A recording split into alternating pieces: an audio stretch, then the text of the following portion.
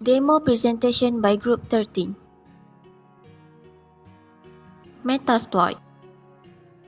Open Kali Linux and search for METASPLOIT framework. Enter password for Kali to continue. We will use Metasploitable2 as our target host in VMware.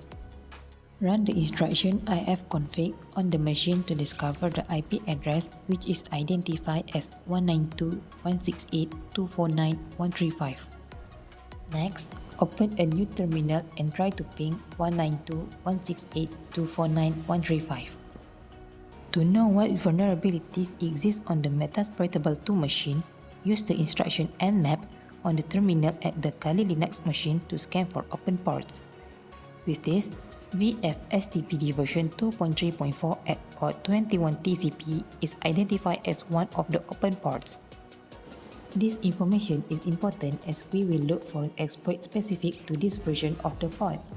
After identifying the open port, Metasploit can be used to assess the vulnerabilities of the port. Then, use the command search with keywords FTP and VFSTPD. With this, we find an exploit to allow for backdoor command execution. Next, we try to use the exploit. However, we need to set a few more configurations in order to be able to run the exploit. Then, use the show options to show what needs to be configured, such as the IP address for our host. First, set our host to the IP address of the Metasploitable2 machine found earlier using the command set our host 192.168.249.135. Then, use the command run. After that command, the Metasploitable2 machine has been accessed through the backdoor. Commands like ls can be run to see the list of files.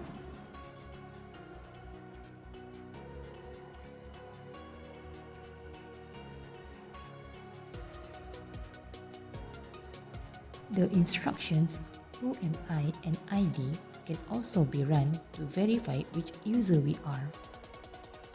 The commands return root, NUID equal root, GID equal 0 root respectively. This shows that we are indeed accessing the machine and can compromise the system. Other than that, from the Metasploit terminal, the user can also shut down the machine by issuing the command shutdown-h now. At the Metasploitable machine, this is the interface after the user at the Metasploit machine issue the shutdown-h now command. As can be seen now, the Metasploitable machine is shutting down. Back at the Metasploit terminal, there is an output indicating that the session with the Metasploitable machine at the address 192.168.249.135 is closed. The session is closed as the Metasploitable machine has just been shut down. Thus, the connection is lost. WIRESHARK. Capture live packets. First, open WIRESHARK. Then, choose the interface ETH0 and click on Capture.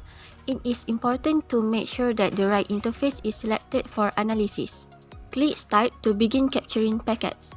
For testing purposes, an insecure website is used to demonstrate the packets that WIRESHARK can capture. Using virtual machines means all network traffic within the virtual machines will also be captured.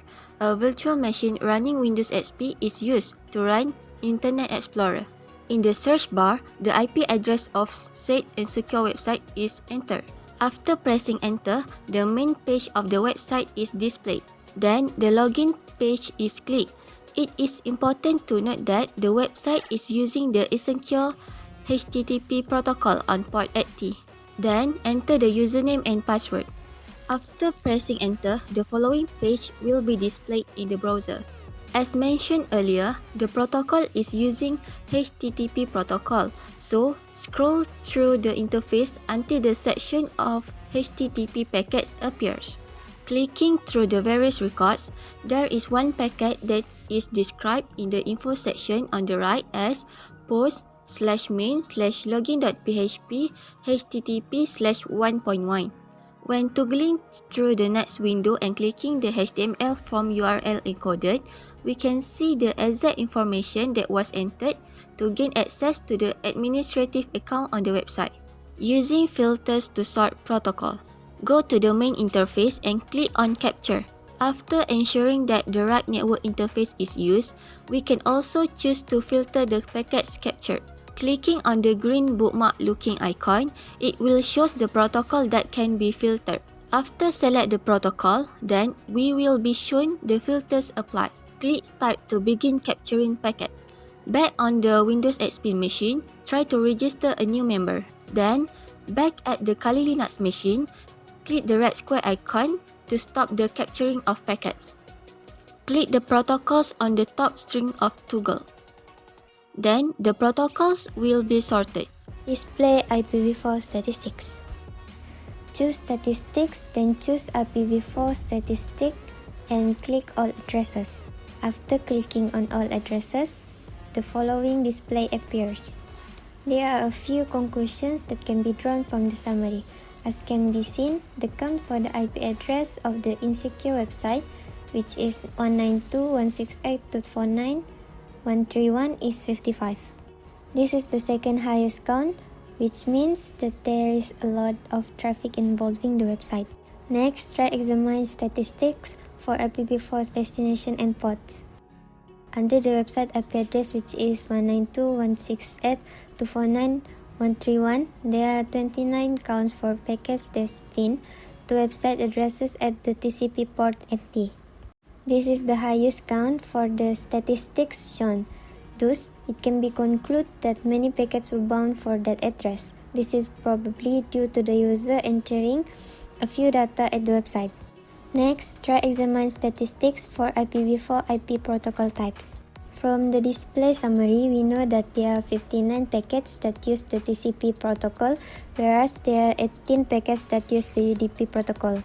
The final option is IPv4 statistics source and destination addresses. From the window displayed, there are numerous conclusions that can be drawn from the statistics.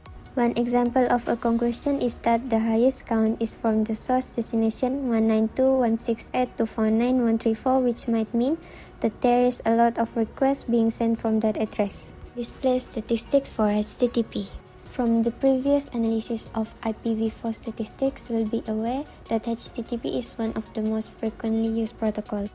Thus, we can look at statistics for HTTP protocol. In this case, the packet counter for HTTP will be examined. There is one count for the HTTP request packets post and 8 counts for the request packets get. From the examination done in the previous sections, we would know that a HTTP post request packets corresponds to the website putting information in the database, whereas a HTTP GET request packets means that the website is retrieving information from the database. There are also several conclusions that can be drawn from these statistics, such as that there were some redirections involved with the HTTP protocol specifically too. It can also be concluded that there were no errors that occurred. Besides, the statistics for the HTTP request can also be displayed.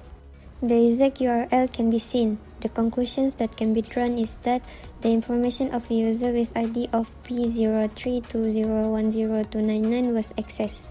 It can be assumed that there was a password change as there is a URL chastisement that was requested.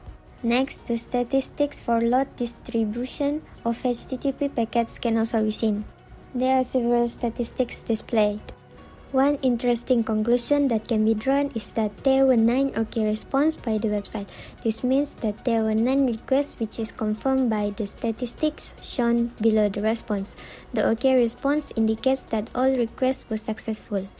That's all from us. Thank you.